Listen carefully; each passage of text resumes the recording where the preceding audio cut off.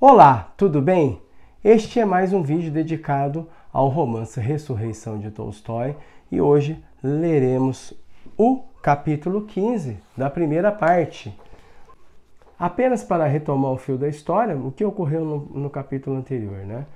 O Necliúdo foi passar uns dias na Páscoa, na verdade, na casa das tias, quando ele está a caminho lá do regimento, e o que ocorre? Ele reencontra a Katiusha, que é a Maslova.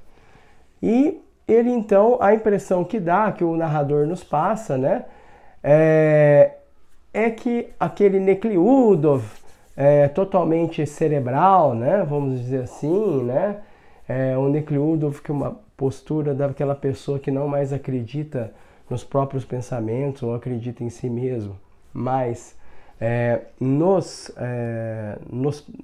nas convenções sociais, nos pensamentos dos outros, nos julgamentos dos outros, esse Nekliudov, de uma certa maneira, ele fica no segundo plano no capítulo anterior, porque quando ele reencontra a Katiusha, aquele jovem Nekliudov, daquela primeira vez em que eles se conheceram, vem à tona, né?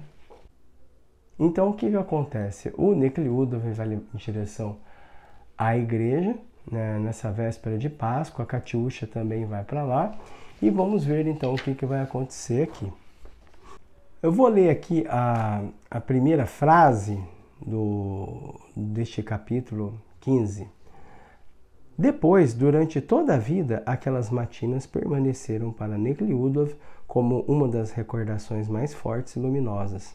Então aqui ele está falando então do que ocorreu no capítulo anterior, né? Então é como se ele estivesse puxando o fio da narrativa ou concluindo algo que aconteceu no capítulo anterior, né? Então o que acontece? Ele vai em direção à igreja, lá ele é recebido por mujiks, o narrador ele vai descrever o ritual, ele vai descrever as pessoas que estão dentro da igreja, como é a disposição dessas pessoas dentro da igreja.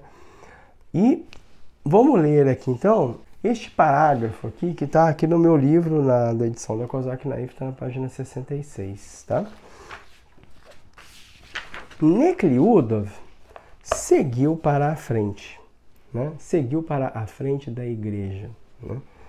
No centro ficava a aristocracia, o senhor de terras, sua esposa e o filho com japona de marinheiro, o comissário de polícia rural, o telegrafista, o comerciante com botas de cano alto, o chefe da aldeia com uma medalha e à direita do leitoril, atrás da senhora de terras, Matriona Pavlovna, que trajava um vestido lilás mesclado e um chale branco debruado, e Katiusha, de vestido branco com preguinhas no peito, cinto azul e lacinho vermelho na cabeça preta. Tudo era festivo, solene, alegre e belo.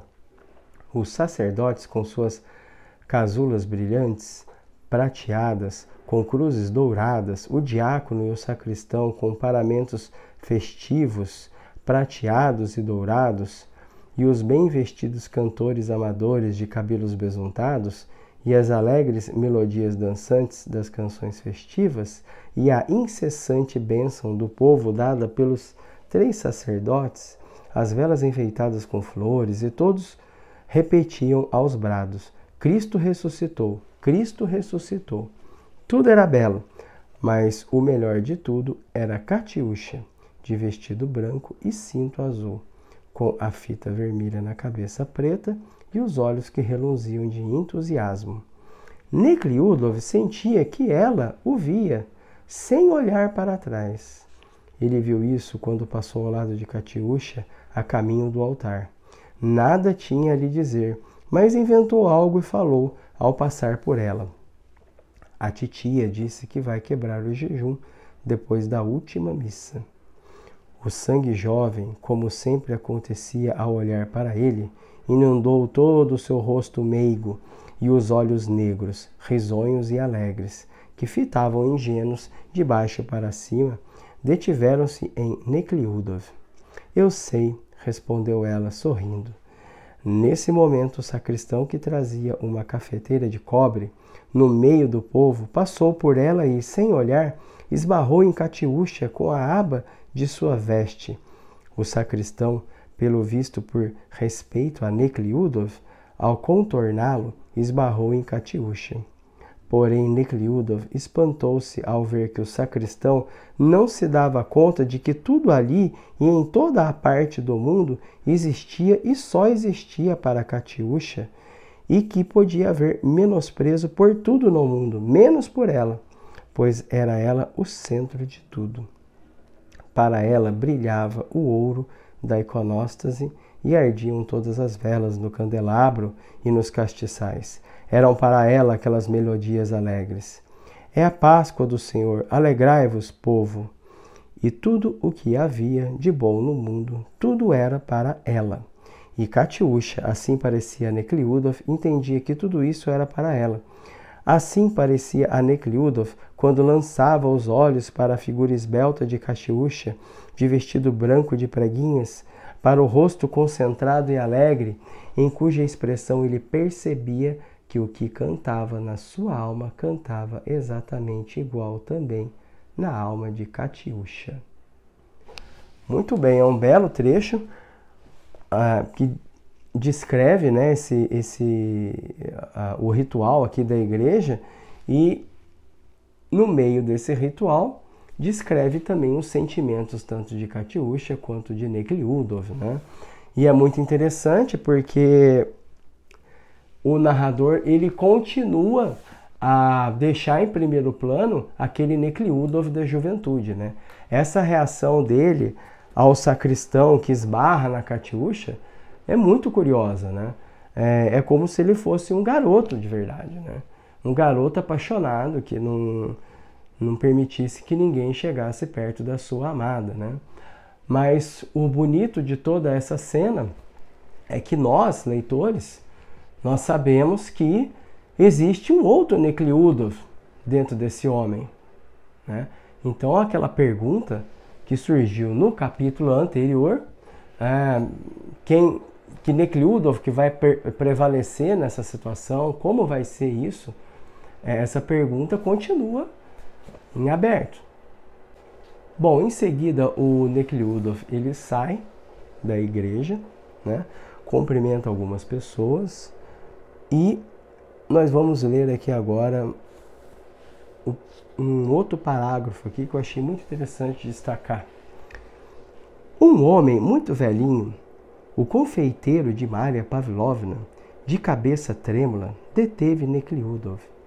Lhe deu os 3 beijos de Páscoa e a esposa, uma velhinha com um pombozinho de Adão enrugado debaixo de um lenço de seda, retirou de um chale e deu para ele um ovo amarelo, cor de açafrão.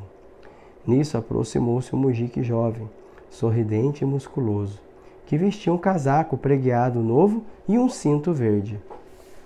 Observe bem que esse parágrafo curto, o Tolstói, na verdade, o narrador, ele está apresentando alguns personagens totalmente secundários, que não vão ter desenvolvimento nenhum nessa trama.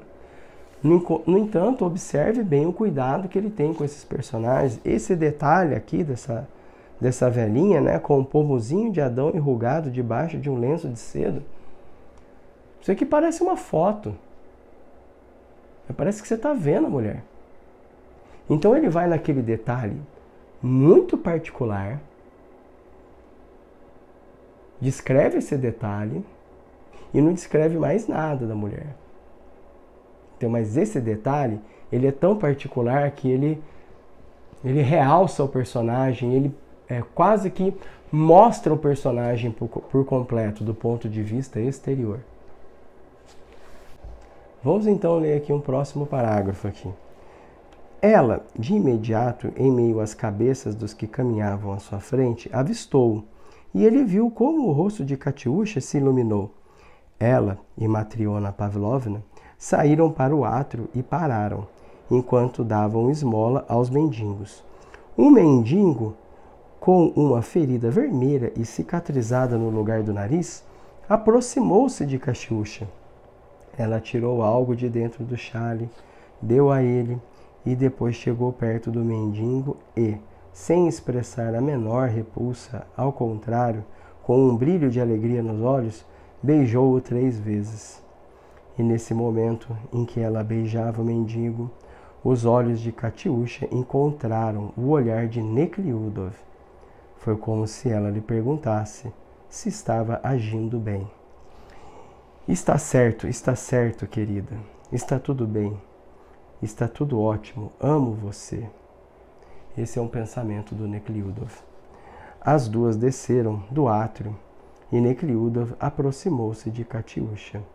Não queria lhe dar os 3 beijos da Páscoa. Queria apenas estar mais perto dela. Muito bem, aqui então, de novo, né, o Tolstói, o narrador, ele realça esse detalhe particular de uma personagem completamente secundária, no caso aí esse mendigo, né?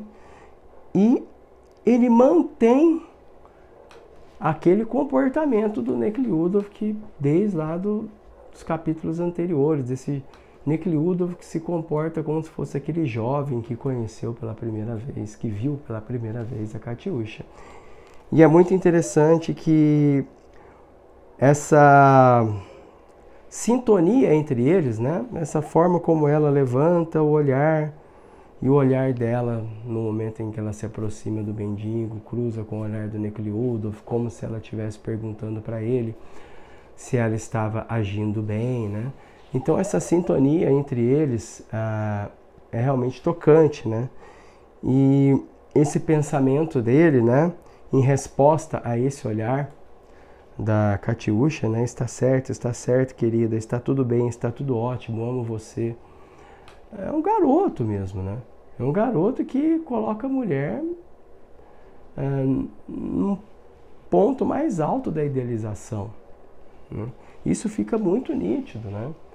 E a gente fica aí, o que acontece num momento como esse, né? O leitor fica ainda mais curioso para saber o que de fato vai acontecer. Porque nós sabemos que nesse homem existe também um outro Nekhludoff. Bom, agora vamos ler aqui os 3 últimos parágrafos desse capítulo. No amor entre o homem e a mulher, há sempre um instante em que esse amor alcança o seu zênite. Um momento em que nele não existe nada de consciente, racional e também nada de sensual.